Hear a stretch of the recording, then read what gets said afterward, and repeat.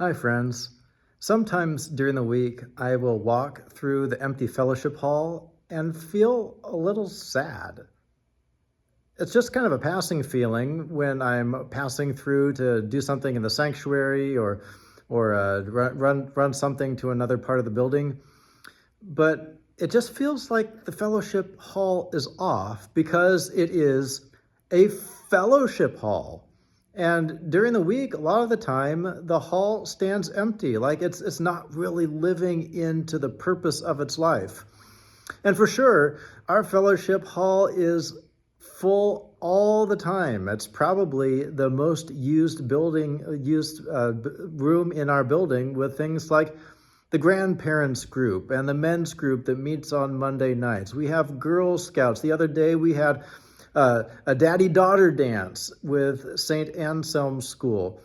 We have all kinds of community groups that meet in Fellowship Hall. And of course, on Sunday mornings after worship, the hall is buzzing with coffee or luncheons.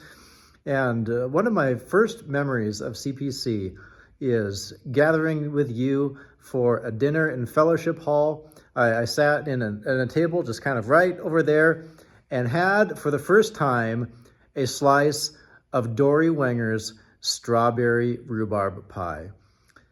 Fellowship is one of the blessings of being the church. Coming together is a good thing in itself, but it's also part of the way Jesus accomplishes his mission in and through the church. And this is some of what we're going to explore this Lent as we get into the good and beautiful community, an exploration of how the life of our gathered community as the church becomes the way we receive God's grace and share in the life of the Spirit and extend God's love out to others. We will do this in worship by having themes that open to us different aspects of how God works in and through the community of the church. And then we'll gather on Wednesdays to practice community together. Wednesdays of Lent, starting on March 12th, we'll share in a soup supper. So those of you who are inclined to make soup, as many of you are, you can get ready to help provide some soup.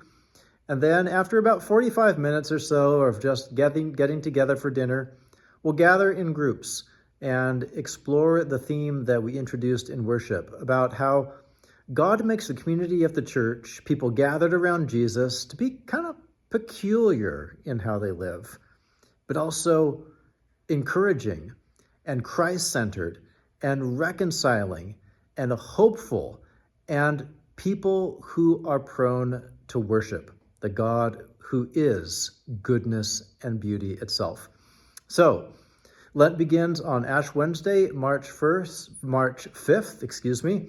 and I encourage you to take up as part of your Lent discipline gathering for worship and a weekly gathering for soup and exploration of how living as a good and beautiful community is a transformative way for each of us, for us to experience God's grace and to show God's love out to others.